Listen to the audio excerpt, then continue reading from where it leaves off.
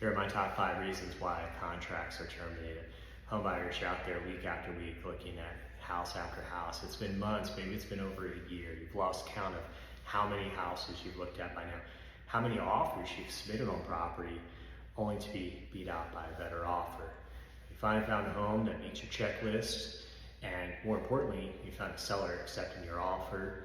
All parties have signed, it's become a ratified contract. Hey, you have a new place to call home, great, get the moving truck packed up. Not so fast, there's a lot to take place between the day your contract is ratified and the day you go to the closing table. First on the list, buyer financing falls through.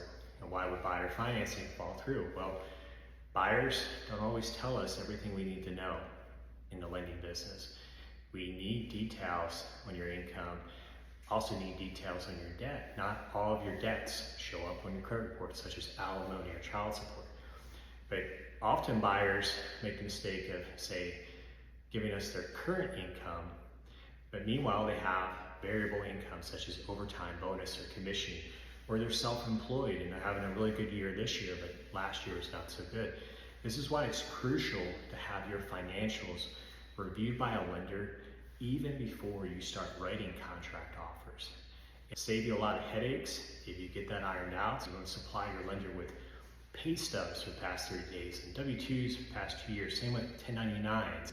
If you have any self-employment, 2 years of federal tax returns. You might even need a year-to-date profit and loss statement. Also send in your assets, and assets can be confirmed. You have enough cash to close, and you have enough cash for reserves. Sometimes you need reserves. If you have a charge account on your credit report, and let's just say you carry a rather large balance, well, you even need reserves to show you can pay off that charge account, so we don't have to include the full amount into your debt ratio. Imagine a $5,000 charge account bill, and that number has to be thrown into your debt ratio. Not so good. You want to make sure you request a pre-approval with your lender and you supply all documentation to your lender, and make sure you go through that application that they send you, that all the details are correct, nothing is left out, because underwriting eventually will find it. Underwriting pulls what's called a drive report, and that can show us in the lending business if you have other property that you own, or if you've recently opened up new accounts, or if you have judgments and liens in your name. Judgments and liens used to come up on credit, but they no longer do, and that can definitely be a problem because judgments and liens can attach themselves to property title, and lenders typically don't want that to happen. They have to be taken care of. If you have your financing all taken care of ahead of time, once you're fully pre-approved, all you should need is an appraisal and title and owner's insurance. And if you're buying a property in an HOA or a condo association, you need details on the associations, but it should be a pretty simple process once you're under contract. The next thing on my list here, reasons why contracts are terminated, is home inspections. And while some buyers will forego home inspections, I think most buyers still do have home inspections. And there's your basic structural and mechanical, but there's also radon and mold and well and septic or sewer inspection. These are all fairly big ticket items if they need repair. And you're making a significant investment given that the average sales price is over $400,000.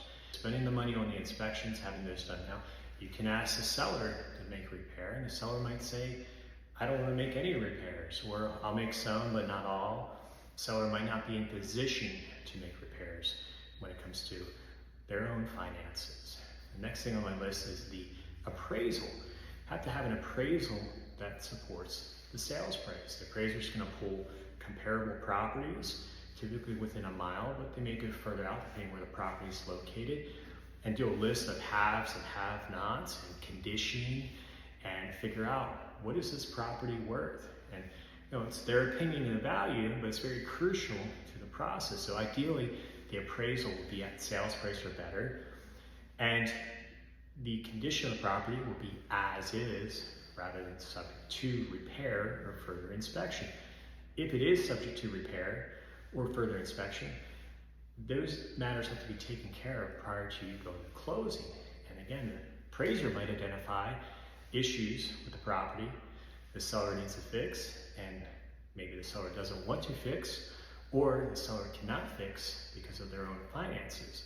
And with value, again, hopefully that value is supported by the appraisal. That sales price, that is supported by the appraisal.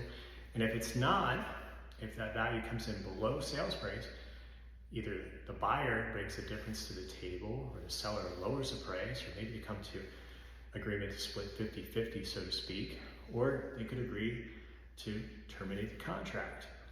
Appraisal is very crucial to the process. Next on my list, title work. Got to have good, clean title. Even if you're paying cash for a property, you want to still have good, clean title. You're spending a lot of money.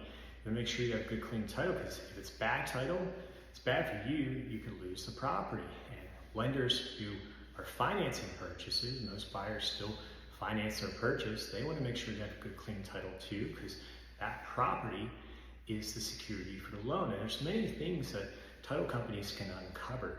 Everything from judgments and liens in either the buyer or seller's name, or there could be encumbrances or property line disputes. There could be unreleased mortgages. There's so many reasons that a title company cannot issue good, clean title.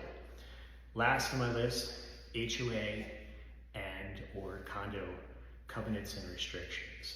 Those are the rules and regulations of where you're going to live. And typically a buyer has the opportunity to review those documents and has so many days to determine whether they're going to proceed with the transaction or terminate the transaction based on what's in those rules. So you want to make sure you know what you're getting into. It's going to be the place you call home, and if you go past that date of review, you're not going to really have much choice in the matter, and definitely won't have much choice in the matter once you take possession of the properties.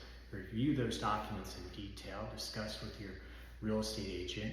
If you have any questions at all, if you want to connect with me, click on the link tree in my bio or the description below.